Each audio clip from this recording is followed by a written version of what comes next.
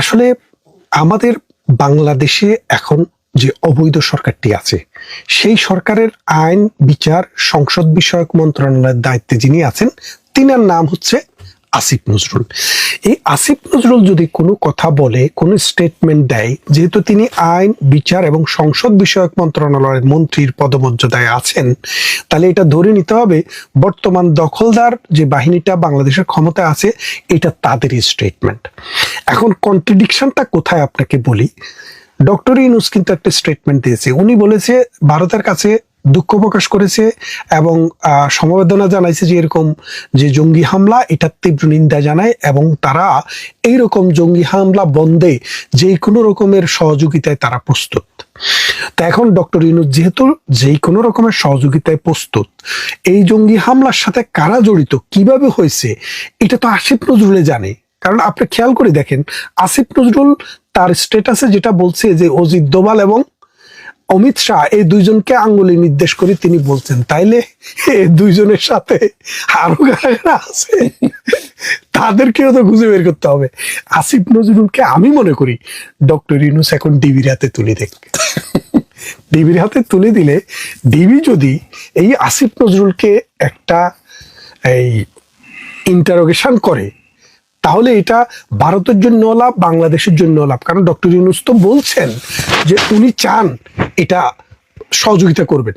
তো এখন আমি মনে করি এটা একদম best option. Even America, Bharat সবাই ডক্টর ইউনূস কাছে অনুরোধ করতে পারেন, অভিযোগ করতে পারেন, যেহেতু ডক্টর ইউনূসের ক্যাবিনেটের একজন মেম্বার, জানেন যে হত্যাকাণ্ডের সাথে জড়িত কারা। দুইটি নামও বলেছেন, এই দুইটি নামের সাথে আরো কোনো নাম আছে কিনা, এবং এই ওই দুই ভদ্রলোক সহযোগী, হ্যাঁ না, ওই দুই ভদ্রলোক তো ওখানে উপস্থিত ছিলেন না, ওই সময় তো তারা টেলিভিশনে প্রোগ্রাম করতেছিলেন। তো সুতরাং এটা তো নিশ্চিত যে ওরা ছিলেন না ওখানে, কিন্তু ওরা সম্পৃক্ত আছে বলে যারা বলছেন যিনি, তিনি হয়তো অন্যদের নামও জানেন। তাকে এখন ইনভেস্টিগেশন করে, ইন্টারোগেশন করে নিয়ে এটা বাইর করা দরকার। আরেকটা জিনিস আপনাকে বলি, এই ভারতের যে কাশ্মীরে যে হত্যাকাণ্ড হইল, 26 জন লোক এই পর্যন্ত মারা গেছে, সবার 28 জন, সবার আত্মার শান্তি কামনা করি এবং ঘৃণা করি, তীব্র নিন্দা জানাই যারা এই ঘৃণ্য হত্যার সাথে জড়িত। এবং এখন এটার সাথে বাংলাদেশের যে দখলদার বাহিনী, তাদের একটা সম্পর্ক আছে। কিরকম দেখেন, বাংলাদেশে আগস্ট মাসে যেটা হয়েছে সেটাও কিন্তু জঙ্গি হামলা ছিল। কিভাবে বুঝবেন? 3284 জন আমাদের পুলিশ কর্মকর্তা এবং পুলিশের মানে সাধারণ পুলিশকে হত্যা করা হয়েছে। তাদের অনেককে রাস্তায় ঝুলিয়ে রাখা হয়েছে 2 দিন, এবং প্রেগনেন্ট মহিলা, তাকেও হত্যা করা হয়েছে পুলিশে। এবং যাত্রাবাড়ির পুলিশ বাড়ির যদি ছবি আপনি দেখেন, অসংখ্য পুলিশকে কুপিয়ে হত্যা করা হয়েছে, মাথা 2 ভাগ করে ফেলছে। তাহলে এটা কিন্তু বিএনপির কোনো কাজ হইতে পারে না, জাতীয় পার্টির কাজ হইতে পারে না, কমিউনিস্ট পার্টির কাজ হইতে পারে না। এই কাজ একমাত্র জঙ্গিদের দ্বারাই সম্ভব। জামাতের যে জঙ্গি গ্রুপটা আছে তারা করতে পারে, আর করতে পারে হরকতুল জিহাদ, হরকতুল হিজবুত তাহেরি, মুজাহিদে আনসারুল্লাহ বাংলা টিম, এরা মামুনুলের একটা আন্ডারগ্রাউন্ড টিম আছে, তারা এটা করতে পারে। তারা বাংলাদেশে করে ইন্ডিয়া তো একটা টেস্ট কেস হিসেবে দেখলো। কারণ বাংলাদেশের সিকিউরিটি যখন দুর্বল হয়ে গেল শেখ হাসিনা ক্ষমতার থেকে যাওয়ার পর, তখন তারা এই দেশে যেভাবে পুলিশকে, সাধারণ মানুষকে, আওয়ামী লীগের কর্মীকে যেইভাবে হত্যা করেছে, নির্যাতন করেছে, মব কালচার সৃষ্টি করেছে, মানুষের মধ্যে ফ্রাস্ট্রেশন সৃষ্টি করেছে, পেরেশানি দিয়েছে মানুষকে, ঠিক এই জঙ্গিরাই, তাদেরই কোনো গ্রুপ পাকিস্তানে হামলা করেছে। আর এই জঙ্গিদের এখন গডফাদার হচ্ছে আসিফ নজরুল। সুতরাং আসিফ নজরুলকে যদি ধরতে পারে, তাহলে কিন্তু এই জঙ্গিদের কোথায় মূল, কোথায় শিকড়, কোথায় আছে, এটা আপনি জানতে পারবেন। কারণ আপনি জানেন যে গত কয়েক বছর থেকে এই যে যুদ্ধ অপরাধের মামলায় দণ্ডপ্রাপ্ত সাইদি সম্পর্কে সে কিন্তু নতুন নতুন বয়ান হাজির করতেছিল। আসিফ নজরুল তার লেখা আপনি দেখলে দেখবেন, জামাতের নেতাদেরকে নিয়ে, জামাতের কি বলে যে যুদ্ধাপরাধীদের মামলায় কনভিক্টেড আসামিদেরকে নিয়ে তিনি কিন্তু মানে খুব হার্ট টাচিং স্টোরি দিয়ে দিয়ে লিখতেছিলেন। তার মানে হচ্ছে কি তিনি আস্তে আস্তে মানে উনি শিষ্যত্ব গ্রহণ করেছেন আর কি। তো এই শিষ্যত্ব গ্রহণ করেছেন, কিভাবে করেছেন, কখন করেছেন, আবার উনার মধ্যে কিন্তু জঙ্গিদের একটা চরিত্র আছে। জঙ্গিরা কিন্তু মুসলমান হইলে অন্তত সাইর বিয়ে করাটা খুব দায়িত্বের মধ্যে পড়ে বলে তারা মনে করে। উনিও কিন্তু অলরেডি 3টা করে ফেলছে, 3টা না অবশ্য 4টাই। কারণ হচ্ছে কি, হুমায়ুন আহমেদের মেয়েটাকে তিনি 2বার বিয়ে করেছেন, আপনি জানেন কিনা। প্রথমে একবার বিয়ে করেছেন, বিয়ে করে ওনার সাথে ছাড়াছাড়ি হয়ে গেছে, মাঝখান দিয়ে আবার বিয়ে করলেন, আবার ছাড়াছাড়ি হলো, আবার করলেন। তো আমরা শুনেছি এর আগেও আরো একটি বিয়ে ছিল। হ্যাঁ, তুমি মোটামুটি মানে জঙ্গিদের যে চিন্তা চেতনা, ছাড় বিয়ে করতে হবে মুসলমান হইতে হলে, নাহলে আপনার পুরুষ কিসের, এই পুরুষালী দেখানোর জন্য উনি কিন্তু এই মানে এইটাও উনি সমাধান করেছেন। সুতরাং আমি মনে করি এই জঙ্গিদের সাথে তার যে কানেকশন, তাকে কিন্তু ইন্টারন্যাশনালি ইন্টারপোল দিয়ে ধরে নিয়ে তার ইন্টারোগেশন দরকার। তাহলে কিন্তু আমরা দেখতে পাবো যে কাশ্মীরে এই নিরীহ মানুষ বিদেশের বিভিন্ন জায়গা থেকে এসছে। একজন আসছে হানিমুন করতে তার হাজব্যান্ডকে নিয়ে, ইউরোপে যেতে চেয়েছিল, তার ভিসা হয়নি। ভিসা না হওয়াতে মেয়েটি তার হাজব্যান্ডকে নিয়ে নৌবাহিনীতে চাকরি করে, তাকে নিয়ে এসছে এই কাশ্মীরি ভূস্বর্গে। সেই ভূস্বর্গে এসে তারা নরক যন্ত্রণা ভোগ করেছে। আমি বিশ্বাস করি পৃথিবীর সমস্ত শান্তিকামী মানুষ ভারতের পাশে, মানুষের পাশে এসে দাঁড়ানো দরকার। কারণ ধর্মের নামে জিঙ্গুইজম, ধর্মের নামে মানুষ হত্যা, প্রত্যেকটা ধর্ম, হিন্দুইজম, বুদ্ধিজম, খ্রিস্টানিটি, মুসলিম, যেটাই বলেন, ধর্মগুলো হচ্ছে কমন হেরিটেজ অফ ম্যানকাইন্ড। যেমনটা আকাশ, যেমনটা বাতাস, যেমনটা সমুদ্র, যেমনটা মরুভূমি, এগুলো সব মানুষের অধিকার। এই ধর্মকে নাম করে যারা কালিমা লেপন করে, আপনাকে আরো একটা জিনিস বলি, ইসলামে জঙ্গিবাদের কিন্তু অস্তিত্ব থাকার কথা ছিল না। ইসলাম শব্দের অর্থই হলো শান্তি, কিন্তু এই জঙ্গিবাদ ইসলামে কি করে আসলো? কারণ হচ্ছে কি, দেখেন, আপনি যদি আজকে খ্রিস্টান ধর্মের বিরুদ্ধে লেখেন, আপনার বিরুদ্ধে আরো 10টা মানুষ লিখবে যদি তারা এটা পছন্দ না করে। আপনি সুনীল গঙ্গোপাধ্যায়ের বই পড়েছেন, আপনি ঈশ্বরচন্দ্র বিদ্যাসাগরের বই পড়েছেন, তারা হিন্দু ধর্মকে ব্যবচ্ছেদ করেছে লিখে লিখে। কিন্তু আপনি কি কোনো হিন্দুকে দেখেছেন ঈশ্বরচন্দ্র বিদ্যাসাগরকে গালি দিতে? আপনি কি কোনো হিন্দুকে দেখেছেন সুনীল গঙ্গোপাধ্যায়কে গালি দিতে? দেয় না। কেন দেয় না? কারণ তাদের ধর্মের ভিতরে একটা টলারেন্সি আছে। টলারেন্সিটা কি? যে আমি যে ধর্মে বিশ্বাস করি এই ধর্মের বিরুদ্ধে বলারও মানুষের রাইট আছে। যদি কেউ ভিন্নভাবে বলে, তার সেই কথাটা আমরা কিভাবে প্রতিবাদ করব? আমরাও বুদ্ধিভিত্তিক ভাবে লিখবো। যার জন্য তসলিমাকে দেশ থেকে বাইর হয়ে যেতে হয়, দাউদ হায়দারকে জীবনে আর দেশে ফিরতে পারে না। আমরা দেখেছি সালমান রুশদি মুসলমান ঘরের ছেলে, তার লেখা ভালো লাগেনি, তাকে গুলি করে হত্যা করতে হবে, তাকে মৃত্যুদণ্ডের পরোয়ানা জারি করে তারে যাইয়া গুলি করে মারে। এই যে জিনিসগুলো, এগুলো কোত্থেকে এসছে?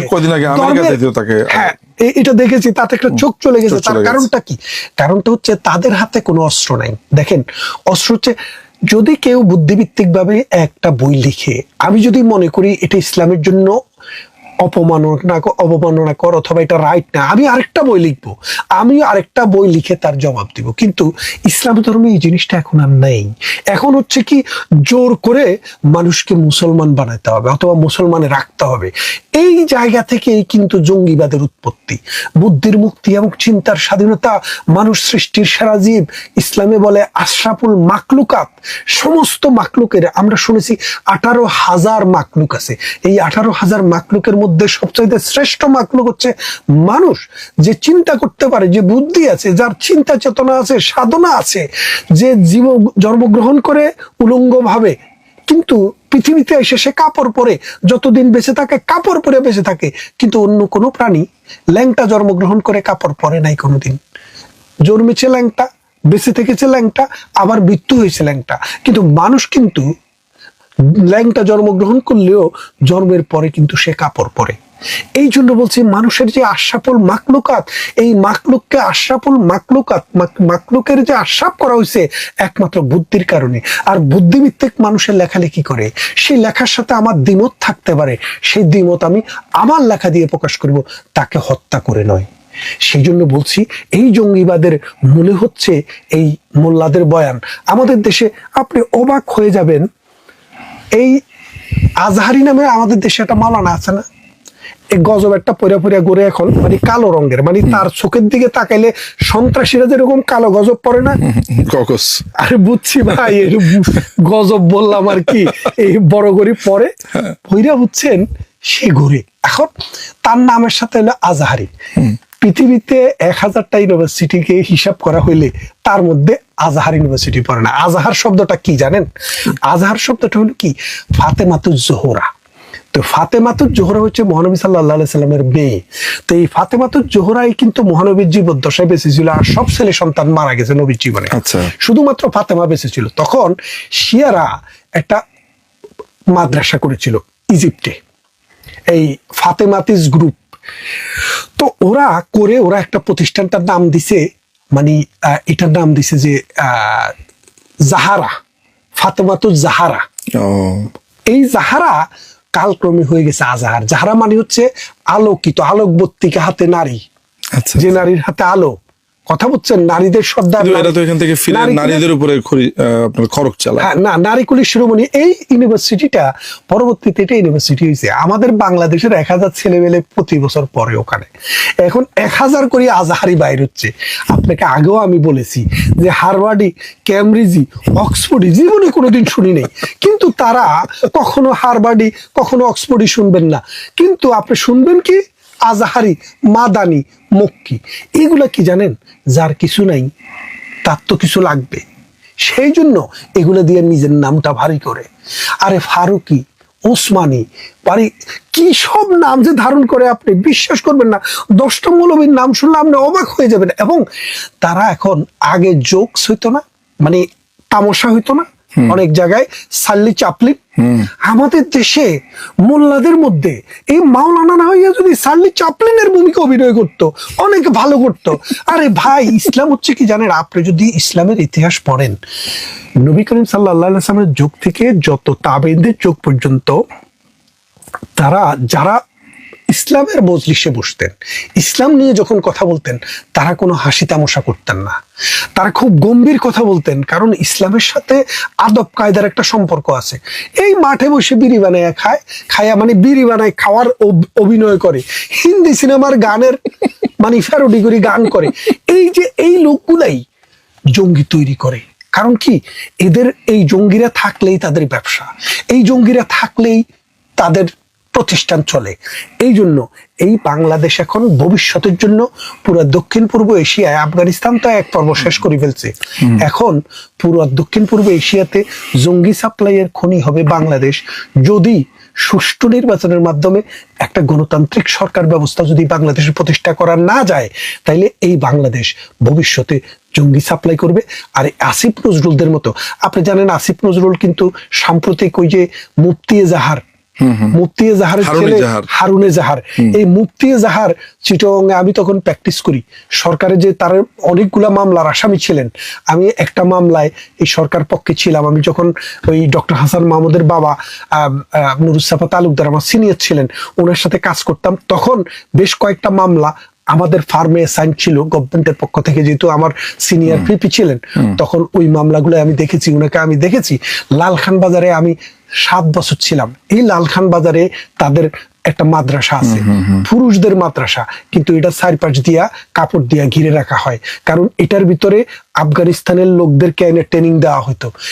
এবং এখান থেকে যুদ্ধ করার জন্য আফগানিস্তানে যেত, এবং ওইখান থেকে যুদ্ধ করার জন্য আইএসএ যেত, সিরিয়াতে যেত, এবং এখান থেকে, হ্যাঁ, এটা তো একটা, শোনেন, হাই লেভেল রোড দিয়ে উঠে গেলে বাঘপোনা মোড় বলে, এটা চারপাশে ওই পাশে এখান, আরেক পাশে হচ্ছে রেলওয়ে জায়গা, এটা একটা পাহাড়ের ভেতরে, হেরা গুহা এর মতো রে ভাই, কথা বলছেন, এটা তো পবিত্র জায়গা হেরা গুহা, ওই এরকম একটা গুহার মতো জায়গা, সেখানে অস্ত্রের দিয়ে ট্রেনিং হয়, ছেলেমেয়েদেরকে ট্রেনিং করানো হয়, এই ট্রেনিং করে বিভিন্ন জায়গায় এদেরকে সাপ্লাই দেওয়া হয়। এবং আমি নিজে চাক্ষুষ দেখেছি জায়গাটা, কারণ আমি 7 বছর ওই জায়গায় ছিলাম, এই লালখান বাজারে। আমি তখন চিটাগং বিশ্ববিদ্যালয়ে পড়ি। এখনো আপনি যান, যায় দেখবেন মাদ্রাসার দরজা জানালাগুলো বন্ধ থাকে, কারণ এটার ভিতরে কি হচ্ছে আপনি বুঝবেন না। আরে ভাই, মাদ্রাসা তো কোনো দুর্গ না, মাদ্রাসা তো কোনো পতিতালয় না, মাদ্রাসা তো হচ্ছে আল্লাহর কালাম শিক্ষা দেওয়ার একটা জায়গা, বিদ্যা শিক্ষার একটা জায়গা। এটাকে কেন আপনি গিলাপ দিয়া ঘেরাও করে রাখবেন? এটাকে কেন আপনি সব সময় পর্দা দিয়ে রাখবেন? এর কারণ এই পর্দার আড়ালে কি হচ্ছে আপনি শুনছেন না? পর্দার আড়াল, ওই পর্দার আড়ালেই সেখানে এই অস্ত্রের ট্রেনিং দেওয়া হয়। এবং হারুন এজাহারের সাথে আজকাল আমাদের এই আসিফ নজরুলকে খুব দেখা যায়। রিসেন্টলি আমি পত্রিকায় বেশ কয়েকটা নিউজ দেখেছি যে আসিফ নজরুল এই এই এজাহারদের সাথে কথা সব বলছে, মামলা থেকে তো খালাস দিয়ে দিয়েছে। তাই তারা তার কাছে এই কি বলে যে কৃতজ্ঞতা প্রকাশ করতে গেছে। তো এখন এর কারণ কি? কারণ আসিফ নজরুল বুঝেছে এই বাংলাদেশে মুক্তিযুদ্ধের সপক্ষের মানুষরা তাকে আর বিশ্বাস করবে না, বিএনপিও তাকে বিশ্বাস করবে না, আওয়ামী লীগও করে না, জাতীয় পার্টিও করে না, বামপন্থীরাও করে না। তাহলে বাংলাদেশে আর রইল কে? জামাত আর জঙ্গি। এই জঙ্গি এবং জামাতদেরকে আস্তে আস্তে এখন এই আসিফ নজরুল চাষবাস করতেছে, প্রমোট করতেছে যে তার ভবিষ্যতের জন্য, মানে তার অস্তিত্বকে টিকিয়ে রাখার জন্য। সুতরাং সে যে তার এই ফেসবুকে স্ট্যাটাস দিয়ে যে মানে অমিত শাহ এবং অজিত দোভালের নাম বলেছে, আমি বিশ্বাস করি এই তার কাছে কোনো ইনফরমেশন থাকতে পারে, হয়তো ইনফরমেশনের চেইন কোনো জায়গায় ব্রেক হয়ে গেছে, এই জন্য 2টা নাম আসছে, বাকি নাম আসছে নাই। বাকি নামগুলো তার কাছ থেকে আপনি ইন্ডিয়ার সাথে আলাপ করেন, যোগাযোগ করেন, তাকে যেন রিমান্ডের জন্য ব্যবস্থা করা হয়। তা না হলে এই তথ্য উদ্ঘাটন সম্ভব। আপনাকে অনেক ধন্যবাদ মঞ্জু ভাই, চমৎকার বলেছেন, থ্যাংক ইউ। প্রিয় দর্শক, আমাদের আইন উপদেষ্টা অধ্যাপক ডক্টর আসিফ নজরুলদের মতন বিজ্ঞ জনেরা আসলে কাদেরকে খুশি করে ক্ষমতায় দীর্ঘস্থায়ী হতে চাইছেন তা আমরা হয়তো অনেকেই অনুমান করতে পারি।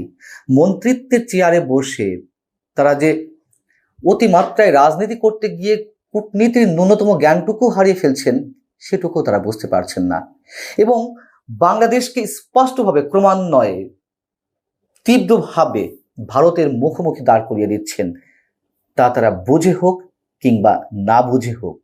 এই কথাগুলো এই কারণে বলছি যে গত 2 দিন আগে ভারত নিয়ন্ত্রিত জম্মু কাশ্মীরে যে ভয়াবহ জঙ্গি হামলায় 26 জন মানুষ প্রাণ দিলেন, তার যখন নিন্দা জানানো হচ্ছে বর্তমান অন্তর্বর্তী সরকারের পক্ষ থেকে, আমাদের সরকারের পক্ষ থেকে, প্রধান উপদেষ্টা এর তীব্র প্রতিবাদ জানিয়ে ভারতের সাথে একসঙ্গে সন্ত্রাসবাদের বিরুদ্ধে লড়াই যে চালিয়ে যাওয়ার কথা বলছেন, মুখে হলেও তো বলছেন, তো সেখানে সেই সরকারের উপদেষ্টারা এই জঙ্গি হামলার জন্য সরাসরি অভিযোগে আঙুল তুলছেন ভারত সরকারের বিরুদ্ধে। এটি কি ধরনের দ্বিচারিতা? অধ্যাপক আসিফ নজরুল গত বুধবার তার ভেরিফাইড ফেসবুক পেজে একটি লেখা তুলে ধরেছেন। এই লেখাটি যদিও ভারতেরই কলকাতার একজনের, তার নাম সায়ক ঘোষ চৌধুরী, তবে সেই লেখাটি তিনি শেয়ার করেছেন। শেয়ার করার অর্থ কি? তার ওই লেখাটিকে তিনি সমর্থন করছেন বিধায় তো সেটি নিজের ফেসবুকে দিচ্ছেন। সেখানে কি বলা হচ্ছে? বলা হচ্ছে যে আমি সিম্পলি বিশ্বাস করি না অমিত শাহ অজিত দোভালদের সাহায্য ছাড়া কোনো অস্ত্র বা অস্ত্র চালানোর মতো কোনো লোক কাশ্মীরে ঢুকতে পারে। আগে তবুও একটা জায়গা ছিল, মানে এরকম একটি সম্ভাবনা ছিল যে সেখানে জঙ্গি ঢুকতে পারত, কিন্তু এই হাই টেকনোলজির যুগে বা হাই টেকনোলজির সময়ে সেই জায়গা এতটা সম্ভব নয়, সেই জায়গায় জঙ্গিদের প্রবেশ করা নজরদারি ঘেরাটো পেরিয়ে। এখানে বলা হচ্ছে যে সেখানকার কমান্ডাররা তাকে বলেছেন, অর্থাৎ যিনি লেখাটা লিখছেন, যে জঙ্গিরাও পর্যটকদের আক্রমণ করে না কখনো, তাদের টার্গেটে থাকেন গোয়েন্দা কাজে যারা থাকেন অথবা নিরাপত্তার কাজে যারা নিয়োজিত থাকেন, এবং জঙ্গিরা কোন ধর্ম সেটা জিজ্ঞাসা করে হত্যা করছিল। সেটাতে বোঝা যায় যে প্ল্যানিং অনেক উপর থেকেও এসেছে, অর্থাৎ ভারত সরকারের শীর্ষ মহল থেকেই এই জঙ্গি হামলার ঘটনা ঘটানো হয়েছে। এবং বলা হচ্ছে যদি পাকিস্তান দায়ী থাকে, কদিন আগে বালুচিস্তানে যে জঙ্গি হামলা হলো, আরেকটি ভয়াবহ হামলা, সেটার বদলা নিতে যদি পাকিস্তান এটি করেও থাকে, তাহলে পাকিস্তান থেকে লোকদের ঢুকতে দিয়েছে যে মোদী সরকার, তাদের দায় নিতে হবে বই কি। মানে বলার চেষ্টা করা হচ্ছে যে এটি সম্ভবত ভারতের একটি প্ল্যানিং এর অংশ, পাকিস্তানের কাঁধে দায় চাপিয়ে দেওয়ার। প্রথমত আমার কথা হচ্ছে নরেন্দ্র মোদীর যে এই ধরনের সাম্প্রদায়িক কার্ড খেলতে পারেন না তা নয়, তিনিও সাম্প্রদায়িক কার্ড খেলেন, এই বাংলাদেশেও অনেকে সাম্প্রদায়িক কার্ড খেলেন, এগুলো তো আমরা বিশ্বাস করি। কিন্তু ঘটনার পেছনে পাকিস্তান দায়ী থাক আর না থাক, ভারত তো দায়ী করছে, এবং এতটাই ভারত অ্যাগ্রেসিভ যে পাকিস্তানের সঙ্গে তাদের যে সিন্ধু পানি বন্টন চুক্তি ছিল সেটা বাতিল করেছে, পাকিস্তানিদের সব ধরনের ভিসা বাতিল করেছে। এই অবস্থায় আমাদের পক্ষ থেকে আমাদের সরকারের একজন দায়িত্বশীল প্রভাবশালী উপদেষ্টা এইভাবে মন্তব্য করবেন আরেকজনের লেখা শেয়ার করে, এটি কি মেসেজ দিচ্ছে?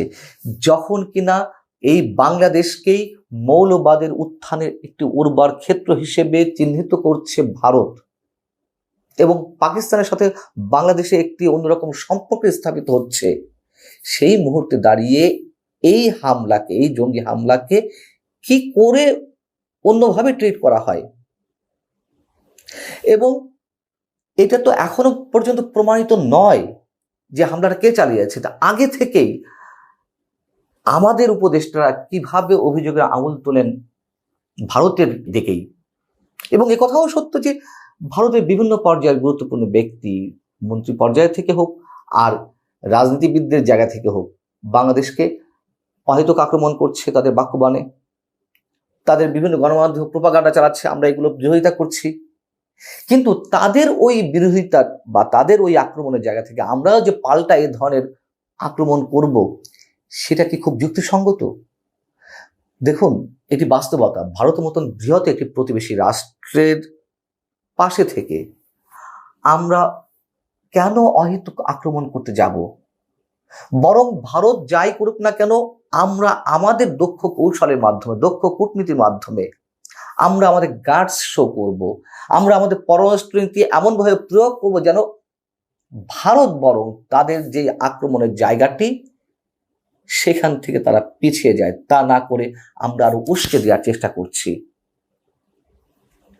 যেখানে দুদিন আগেও আমি আপনাদেরকে জানিয়েছি, ভারতের অন্যতম কূটনীতিবিদ বিনা সিকরি সরাসরি ডক্টর মোহাম্মদ ইউনূসকে ভারতের নিরাপত্তার জন্য হুমকি হিসেবে বর্ণনা করেছেন, এবং তিনি স্পষ্টত বলেছেন যে বাংলাদেশের বর্তমান অন্তর্বর্তী সরকার জামাত নিয়ন্ত্রিত, যে জামাত ৭১-এ বাংলাদেশের বিরোধিতা করেছিল পাকিস্তানের পক্ষ নিয়ে, যুদ্ধাপরাধ কিংবা মানবতা বিরোধী অপরাধের দায়ে তারা অভিযুক্ত। সেই সময় এসে আমরা কিভাবে এ ধরনের মন্তব্য করি? আমাদেরকে একটু মিনিমাম লেভেলের কোনো একটু ভেবেচিন্তে কথা বলা উচিত নয়। এবং এই স্ট্যাটাসটি ডক্টর আসিফ নজরুল ডিলিট করে দিয়েছেন। তিনি বুঝতে পেরেছেন হয়তো, অথবা কারোর পরামর্শ তিনি ডিলিট করেছেন। কিন্তু ডিলিট করলে কি হবে? ততক্ষণে ডিলিট করতে করতে যে সময়টুকু, তার মধ্যে এটি স্ক্রিনশট নেওয়া হয়ে গেছে অনেকের, এটি ভাইরাল হয়ে গেছে, এটি বাংলাদেশের বিভিন্ন মিডিয়াতে প্রকাশ এবং প্রচার হয়েছে। ঠিক একই কাজ করেছিলেন এই সরকারের আর এক উপদেষ্টা মাহফুজ আলম, এখন যিনি তথ্য উপদেষ্টা।